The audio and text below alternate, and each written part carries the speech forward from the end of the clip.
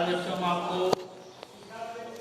उत्तल गोलीय पृष्ठ से प्रकाश के अपवर्तन के बारे में समझाएंगे और एक निगमन करवाएंगे कैसे अपवर्तन होता है उत्तल गोलीय पृष्ठ से प्रकाश का। तो देखिए उत्तल गोलीय पृष्ठ है, कांच का एक उत्तल गोलीय पृष्ठ है, इसका एक भाग उत्तल है। उत्तल मीन्स उभरा हुआ होता है, उभरा हुआ भाग है। कांच के भीतर के माध्यम को जो अपवर्तनांक n2 है और बाहर क्या है वायु, वायु का अपवर्तनांक n1 है। n1 वायु का अपवर्तनांक है, n2 कांच का अपवर्तनांक है। तो कांच के सापेक्ष हमको वायु का अपवर्तनांक इसमें ज्ञात करना है। तो ये मुख्य अक्ष है, IC मुख्य अक्ष है। इस पर एक बिंदु वस्तु O रखी गई है, बिंदु वस्तु O रखी गई है। O से एक प्रकार से किरण चलती है जो कि मुख्य अक्ष के साथ अल्फा कोण बनाती है। अपवर्तन के नियम में आप लोग जानते हैं, जब प्रकाश किरणें विरल माध्यम से सघन माध्यम में जाती हैं तो अविलंब की ओर झुक जाती हैं। जब प्रकाश किरणें विरल माध्यम से, इधर विरल है क्योंकि वायु है, इधर क्या है कांच है इसलिए सघन है। जब प्रकाश की किरणें विरल माध्यम से सघन माध्यम में जाती हैं तो अविलंब की ओर झुक जाती है, इसलिए प्रकाश की किरण क्या है थोड़ा सा अविलंब की ओर झुक जाती है। तो झुकने के कारण तो यहाँ पर अविलंब आपका है CN, ये आपका अविलंब है, CN अविलंब है। अविलंब की ओर थोड़ा सा झुक जाती है, जाना चाहिए था इसको सीधा इधर, लेकिन थोड़ा सा इधर झुक गई है। और अविलंब के साथ आपतित किरण का कोण क्या होता है, आपतन कोण होता है, जो कि क्या है I है। ये आपका अविलंब है, ये आपका आपतित किरण, अविलंब और आपतित किरण के बीच जो कोण बनता है कोण क्या होता है I, अर्थात आपतन कोण है। ठीक, अब इसी जो किरण प्रकाश किरण झुक गई है थोड़ा सा, उसी को पीछे बढ़ाया गया है। पीछे बढ़ाने पर यह मुख्य अक्ष को I पर काटती है। एक OA जब कांच में प्रवेश करती है अविलंब की ओर झुक जाती है। झुकने के बाद जो किरण है उसी को पीछे बढ़ाया गया है। पीछे बढ़ाने पर यह मुख्य अक्ष को I पर काटती है। I बिंदु वस्तु O का प्रतिबिंब, बिंदु वस्तु O का प्रतिबिंब क्या है I है, और I मुख्य अक्ष के साथ बीटा कोण बना रही है। I मुख्य अक्ष के साथ बीटा कोण बना रहा है।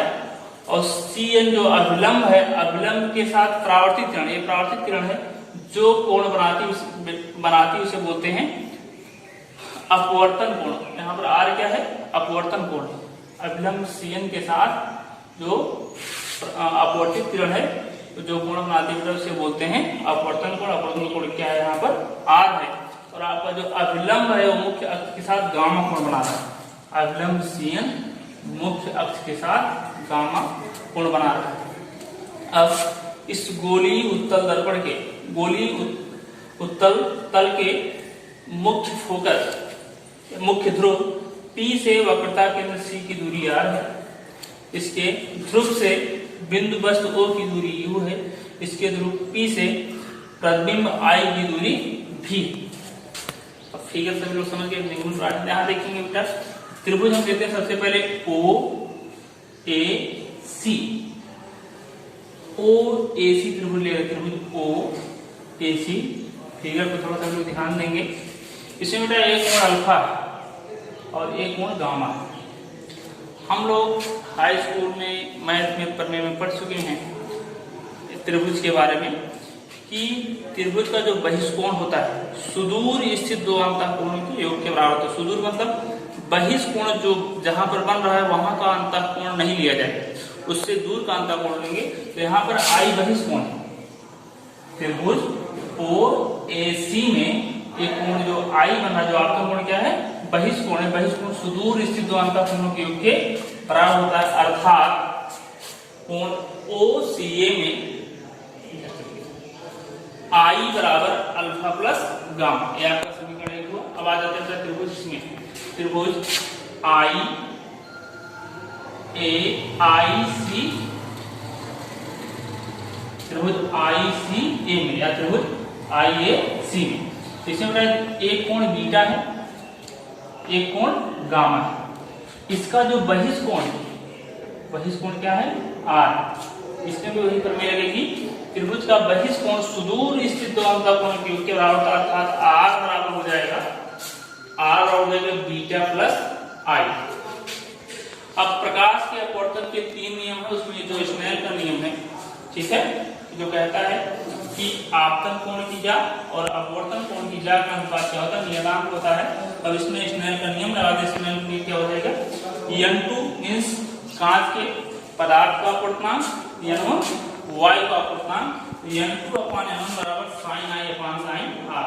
क्रॉस मल्टीप्लाई करेंगे, sin r का n2 से गुणा होगा और n1 को गुणा sin i से होगा, n2 sin r बराबर n1 sin i।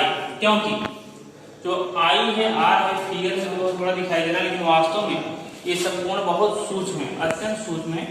इनको और साइन में, साइन का जो कोण होता है जब 15 डिग्री से नीचे जाता है तो उसका मान उसके कोणांक के ही बराबर होता है, जो कोण है उसका मान बन जाता है। इसलिए यहाँ पर साइन r बराबर क्या हो जाएगा r और साइन i बराबर क्या हो जाएगा i।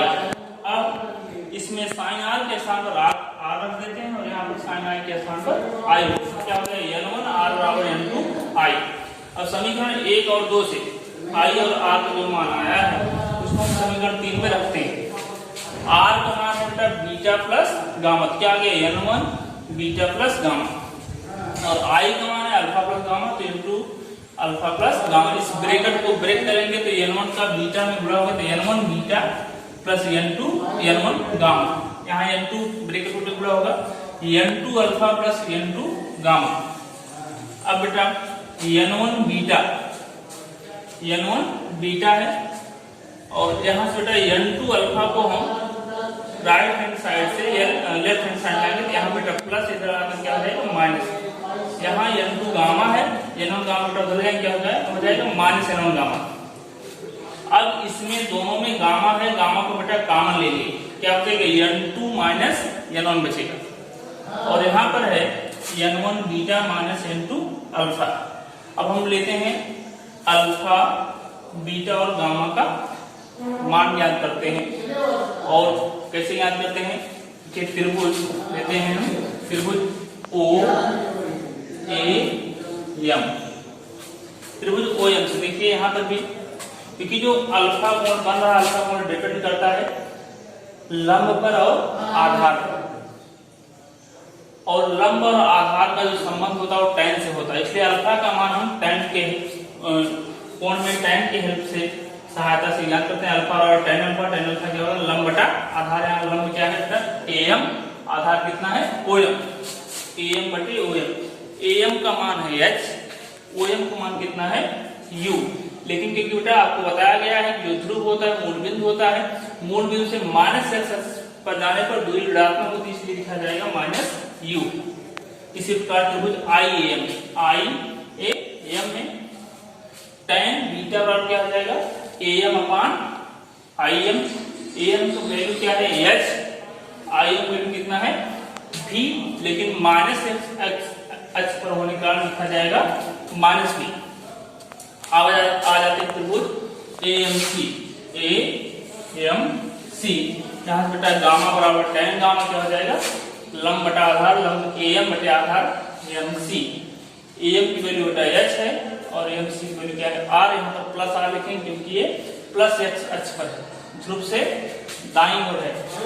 अब अल्फा, बीटा और गामा का मान समीकरण 4 में हम रखते हैं, तो यहाँ पर समीकरण 4 में बीटा है और बीटा का मान आया है h अपान माइनस v, तो माइनस n1, बीटा का मान h अपान v, और यहाँ n2 अल्फा, अल्फा का मान आया है माइनस h अपान u, तो n2 माइनस h अपान u, और इधर क्या है गामा, गामा का मान है h अपान r, n2 minus n1।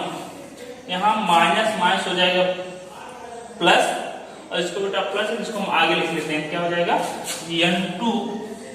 n2 h अपान u माइनस n1 h अपान v बराबर h अपान r, n2 minus n1। h यहाँ पर h को कॉमन लेंगे और h क्या हो जाएगा कैंसिल बन गया। हाँ आगे देखिए n2 अपान u माइनस n1 अपान v, N2 माइनस N1 अपान R। देखिए जो अपवर्तनांक होता है दूसरे माध्यम का, क्योंकि हमको यहाँ पर 5 के सापेक्ष वायु का अपवर्तनांक निकालना है, इसलिए N2 अपान N1 बराबर N। N2 अपान N1 बराबर N मतलब क्या है कि 5 के सापेक्ष वायु का अपवर्तनांक N है, इसलिए N2 अपान N1 किया गया। अब इस उपरोक्त व्यंजक में N1 से दोनों पक्षों में भाग देते हैं, तो N1 से भाग देते क्या हो जाएगा, N2 अपान N1 U माइनस N1 अपान N1 V, N2 अपान N1 माइनस N1 अपान N1, नीचे क्या है R है। यहाँ देखो बेटा N1 से N1 कैंसिल, 1 बचा 1 अपान V।